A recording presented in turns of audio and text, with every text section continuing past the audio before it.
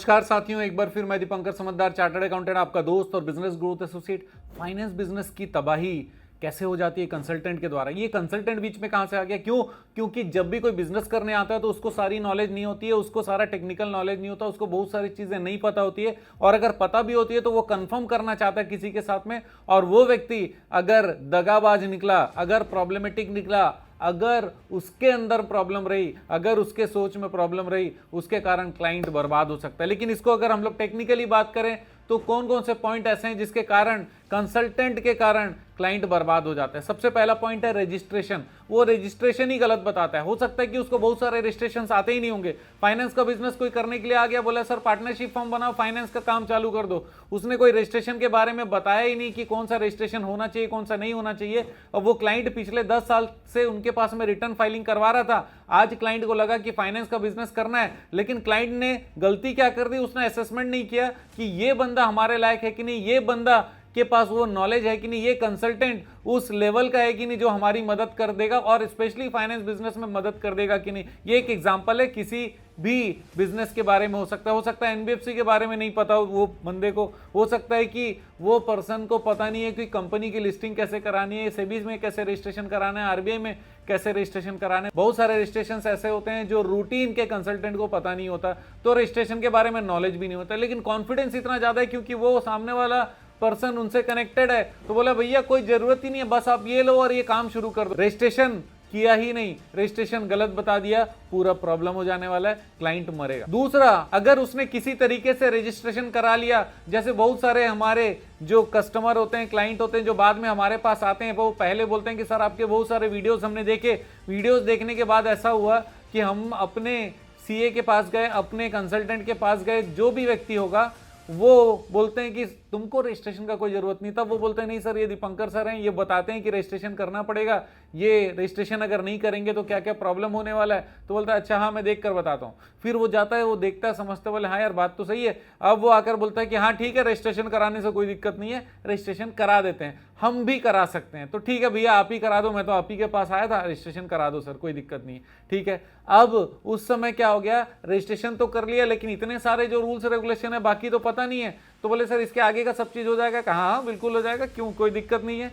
अब वो बंदे ने भी कहीं से छोटी मोटी ट्रेनिंग लेकर सोचा कि भाई सारी चीजें आती है, लेकिन एक्सपर्ट नॉलेज वो उस पर्सन ने भी लिया नहीं, और वो कंपनी में फ्यूचर में बहुत सारी प्रॉब्लम आने वाली। तो दूसरा पॉइंट क्या था कि कोई नॉलेज ही नहीं है रूल का, और तीसरा पॉइंट यह है कि गलत रूल पता है। गलत रूल का एक और झंझट क्या है, अगर रूल ये है कि 1 साल के अंदर में कोई एनडीएच 1 फाइलिंग करना है, वो बोलता है यार एनडीएच 1 फाइलिंग करना है ये मुझे पता है। अब वो कभी भी करते हैं, कोई दिक्कत वाला नहीं, मिश्रा जी आप बाद में आना, बाद में देखेंगे, अभी इस बार मैं थोड़ा बिजी हूँ, अभी थोड़ा सा पूजा है, फिर वो रामनवमी आने वाला है, उसके बाद में मेरे साली की बेटी की शादी होने वाली है, अपन बाद में मिलेंगे, देखो आपको आना जरूर है।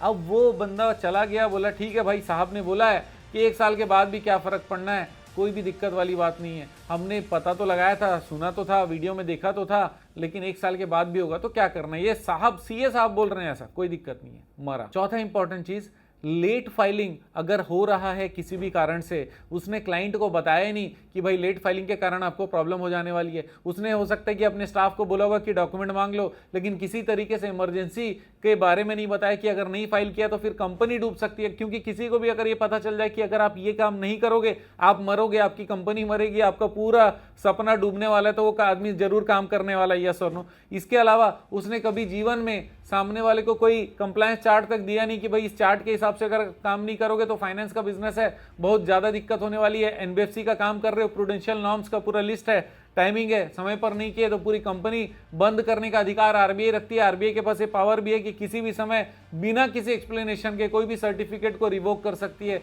और दूसरे भी जो लाइसेंसेस है वो लाइसेंसेस के अपने अपने रूल है, स्ट्रिक्टनेस है, वो सारी चीज भी बतानी पड़ती है, नहीं बताए। पांचवा इंपॉर्टेंट चीज है मिसगाइडिंग ऑफ स्कोप। इसका मतलब ये कि उसने क्लाइंट को बताया अरे यार ये सब बेकार है, ये काम धंधा करने का जरूरत नहीं, सेक्शन 8 का लाइसेंस कोई मिल नहीं रहा मतलब इसके पास नहीं है, ये कहीं से दिला नहीं सकता। ये जो लाइसेंस की बात कहीं से भी सुनता है ना, जो आदमी नहीं करा सकता वो बोलता है भैया दुनिया में कहीं नहीं। आप जाना किसी मोबाइल दुकान में जाकर बोलना कि मुझे फलाना मोबाइल चाहिए, एकदम लेटेस्ट वाला है, बहुत सारे दुकानों में है भी, इसके पास नहीं है, तो क्या बोलेगा भाई अभी मार्केट में आया ही नहीं, कल परसों आया था, पूरा खत्म हो गया, पूरा बाजार में कहीं पर भी नहीं है, आप परसों आना मैं देता हूं। इसका मतलब ये मेरे पास नहीं है तो कहीं पर नहीं है। तो इसका मतलब ये कि स्कोप भी गलत बताते हैं और बहुत ज्यादा मिसगाइड कर देते हैं किसको, कस्टमर को। छठवां पॉइंट है सेल्फ कंस्ट्रक्टेड फियर्स, और ऐसा ऐसा डराते हैं ना जैसे भागो भूत आया, वहां जाओगे तो फिर फंस जाओगे, यहां जाओगे तो फंस जाओगे, ऊपर जाओगे तो फंस जाओगे, नीचे जाओगे तो फंस जाओगे। हर तरीके से पूरा डराते हैं अपने कस्टमर को, क्लाइंट को। इतना ज्यादा डराते हैं कि कई सारे लोग तो काम करना भी छोड़ देते हैं। कुछ लोग कहीं पर अगर कनेक्ट होते हैं सही जगह पर तो उसके जो पुराने कंसल्टेंट रहते हैं उनका पूरा जान निकाल देते हैं, गला दबा देते हैं, भाई ये काम करने का कोई जरूरत नहीं है, भाई गुप्ता जी अगर आप ये करोगे तो पक्का दिक्कत आने वाली है। फलाने 10 एग्जाम्पल ऐसे हैं जहां पर दिक्कत आई। कभी जिंदगी में उनके पास कोई भी पॉजिटिव एग्जाम्पल है ही नहीं, जितने नेगेटिव एग्जाम्पल है वो दे देंगे। क्यों? क्योंकि क्लाइंट से उनको मतलब नहीं है, मेरा फायदा हो रहा है कि नहीं उससे मतलब है। यही चीज अगर रिवर्स होता, सामने वाला बोलता कि भैया आपका फायदा ये 4 चीजों में और ये फायदा आपको मिलना ही चाहिए और उसके लिए भी मैं आपके साथ आना चाहता हूं, मैं आपको मदद करना चाहता हूं, मेरी कंसल्टेंसी वहां पर भी आपके पास रहेगी, तो विन विन सिचुएशन रहेगा। वो कंसल्टेंट भी पैसा कमा सकता है, क्लाइंट को सही रास्ता मिलेगा तो क्लाइंट का भी धंधा बढ़ सकता है, कंसल्टेंट जिंदगी भर उसका इंटरनल ऑडिटर बन के रह सकता है। लेकिन ये काम करना नहीं है, मेरे पास नहीं तो किसी के पास, तू मेरी या किसी की नहीं। 7वां पॉइंट है, अब किसी कारण से क्लाइंट का लॉस हो जाए, लेट फीस पट जाए या फिर क्लाइंट को कंपनी बंद करने का आदेश आ जाए, कोई ऐसा गलत फाइलिंग हो गया जिसके कारण क्लाइंट को नोटिस आ गया, क्लाइंट को डिमांड आ गया, उस समय बोलेंगे साहब मैं तो आपको बोला था फलाना फलाना डॉक्यूमेंट चाहिए। बोले आप कब बोले सर? कभी कोई मैसेज नहीं, कभी कोई मेल नहीं। अरे हजारों बार जो फोन पे बात हुआ उस समय मैं सब चीज बता चुका हूँ। कुल मिलाकर अपनी जिम्मेदारियों से हटने के लिए सबसे पहले रेडी रहता है कंसल्टेंट, और ये बहुत बड़ा माइनस पॉइंट है। अगर कंसल्टेंट है, अगर पैसा ले रहा है तो फिर उसको जिम्मेदार बनना चाहिए, बनना पड़ेगा, और अगर ऐसा करता है तो उसका धंधा आगे चलने वाला है। अदरवाइज वो कंसल्टेंट क्लाइंट को पक्का डुबा देगा, भले खुद का क्या होने वाला है वो तो भगवान ही मालिक है। क्योंकि देखो क्या हो रहा है कि कस्टमर पागल नहीं है, कस्टमर का नुकसान एक बार सह लेगा, 2 बार सह लेगा, 3 बार सह लेगा, 4 बार सह लेगा, लेकिन उसके बाद भी अगर सहेगा वैसे ही पागल है। लेकिन नहीं सहेगा, समझदार होगा, वहां से निकलेगा। आज का काम हो सकता है आपके पास रहे, आगे के बड़े बड़े 10 काम आपके पास में देने वाला है नहीं। इसी कारण रेस्पॉन्सिबिलिटी से जो कंसल्टेंट भागते हैं तो कस्टमर मरता और ज्यादा है। क्यों? क्योंकि इंफॉर्मेशन पूरा उसी को पता है, अगर गलत सिचुएशन आ गया तो उस समय भी उसको साथ में रह के उसका मदद करने का जरूरत है, नहीं करता कस्टमर मरता। 9वां पॉइंट है नो फॉलोअप सिस्टम। इसका मतलब यह है कि जो कंसल्टेंट रहता है वो कभी भी सही कनेक्शन देता नहीं है या फिर खुद अवेलेबल रहता नहीं है। जिस समय वो कहता है उस समय काम करके नहीं देता, क्लाइंट भी अपने काम में बिजी रहता है, तो फिर इनके पास भी कोई ऐसा व्यक्ति नहीं है कि जो सिस्टम से सामने फॉलोअप होता जाए, लगातार कॉल करते चले जाए। अगर कंसल्टेंट की तरफ से 2-3 बार कॉलिंग कर दिया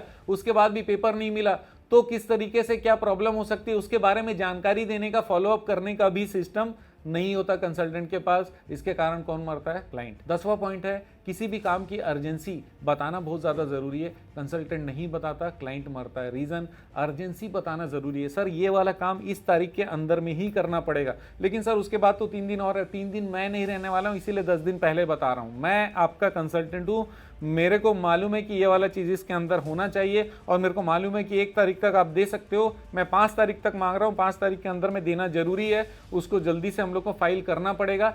ये चीज जब भी आपको अर्जेंसी वाली चीज है तो कोशिश करना चाहिए कि कंसल्टेंट का सीनियर स्टाफ या कंसल्टेंट खुद कॉल करके बताना चाहिए, मैसेज भी करना चाहिए, मेल भी करना चाहिए, ताकि प्रूफ भी रहे। प्रूफ क्यों रहे? ताकि क्लाइंट को भी अगर मान लो क्या बोला था समझ में नहीं आया तो फिर वापस से अगर वो मैसेज खोलकर देखेगा तो उसको सुविधा हो सकती है। लेकिन ऐसा करता नहीं है कंसल्टेंट, इसीलिए मरता कौन है? क्लाइंट। 11वां बहुत खतरनाक चीज है, कंसल्टेंट को जैसे ही पता चल जाता है कि सामने वाला प्रॉब्लम में आ रहा है, कंसल्टेंट क्या करता है, उससे बहुत लंबा पैसा उगाही करने का पूरा तैयारी कर लेता है।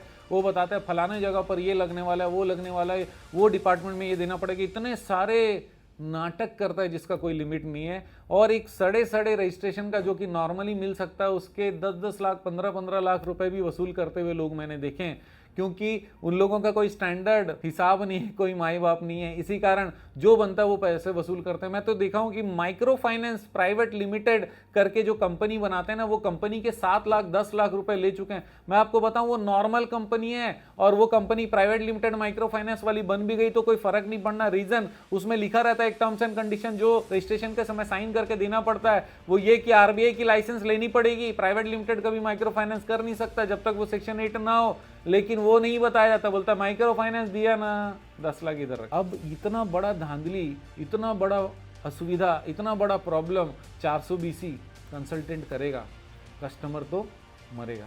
दोस्तों आप जागृत हो जाइए, और वीडियो को शेयर ज़रूर करिए, कमेंट करना मत भूलिएगा। और नेगेटिव कमेंट करोगे तो भी चलेगा, क्योंकि मैं समझ जाऊंगा कि ये बंदा कौन है। जो दुखी आत्मा रहेगा वो नेगेटिव कमेंट करेगा, जरूर कर लेना, क्योंकि अगर आपने कुछ गड़बड़ किया है आप नेगेटिव कमेंट जरूर करो, तो मेरे को ये भी पता चलेगा कितने गड़बड़ लोग हैं अपने पास में।